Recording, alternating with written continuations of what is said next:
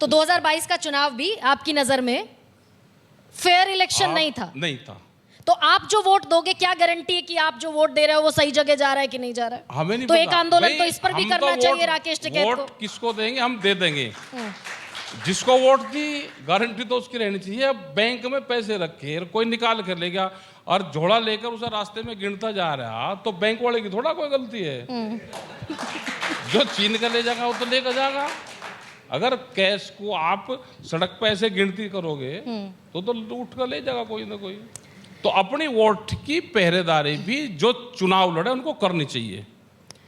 UP में 80 में से 80 सीट का जो नारा है, आप उत्तर प्रदेश से आते हैं, खाटी देहाती ठेठ बेल्ट से आते हैं, और ये मुजफ्फरनगर, बड़ौत, बागपत, सहारनपुर, खतौली, कैराना, ये सारी सीटें, खासतौर से मैं अगर कहूँ जयंत चौधरी के जाने के बाद थोड़ी सी डाइसी दिखती हैं। पिछली बार 62 जीती बीजेपी ने, इस बार आपको क्या लगता है उत्तर प्रदेश क्या कुछ? पता, जब ये कह रहे कि हमारी 400 से ज्यादा होगी तो इसको रिन्यूअल कर लो, क्यों इलेक्शन करवा रहे हो?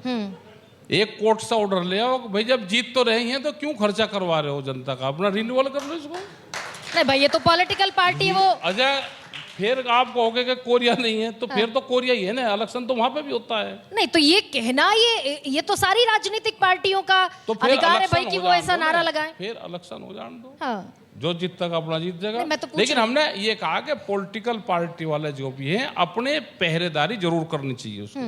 आपके हिसाब से उत्तर प्रदेश में डेंट हमें- लगेगा बीजेपी को? है जी? डेंट लगेगा बीजेपी को? हम नहीं कहते किसी को क्या लगेगा। हम पॉलिटिक्स में ज्यादा बात करते ही नहीं, हम तो अपनी वोट दे देंगे। नहीं, पॉलिटिक्स तो ठीक ठाक करते हैं आप। पॉलिटिक्स तो नाना करते खूब कर लेते हैं आप। ना हम नहीं। 2-2 बार आप चुनाव लड़ लिए, हाँ, चुनाव लड़े। तो बिना पॉलिटिक्स किए तो लड़ा नहीं। बीमारी थी हमारे भी चुनाव लड़ने की, हाँ। वो भूत उतर गया हमारा। हमको ज्ञान प्राप्त हो गया चुनाव का। अब हम चुनाव की तरफ को पैर करके भी नहीं सोएंगे। भगा दिए जनता ने, हैं? भगा दिए जनता ने। हाँ, हम चुनाव की तरफ को पैर करके भी नहीं तो ये सोएंगे। तो समझ आ गया ना राकेश टिकैत जी कि चुनाव लड़ना आसान नहीं है इस देश में। ये तो समझ में आया। आंदोलन ज्यादा आसान है। हाँ, आंदोलन करना आसान है, जेल जाना भी आंदोलन में आसान है। ठीक है, जेल भी तो जाना चाहिए फिर। अब 2-3 गंभीर सवाल पूछती हूँ मैं हाँ, आपसे। गंभीर पूछो। इस देश का किसान आपकी तरफ उम्मीद से देखता है, हाँ जी। और आप पर आरोप लगते हैं कि आप आंदोलन करते हैं और फिर मांडवाली कर लेते हैं सरकार के साथ, किसान को छोड़ देते हैं। समझौते लखीमपुर, एक छोटा सा और जोड़ देती हूँ इसमें, लखीमपुर खीरी में यही हुआ, और बहुत सारी और घटनाएं भी हैं जिसमें भले ही साक्षी मलिक और बाकी जितने भी ओलंपियंस पहुँचे अपने मेडल बहाने, आप वहाँ पहुँचे और सरकार की तरफ से आपने समझौता करा दिया, मांडवाली कर ली, और कॉज यानी कि मकसद अधर में छूट गया। अब लखीमपुर खीरी में 8 डेड बॉडी रखी हुई है। उनकी माँ, उनके परिवार, उनकी बहनें उस डेड बॉडी के पास में है। वे कितने दिन रखी जा सकती थी?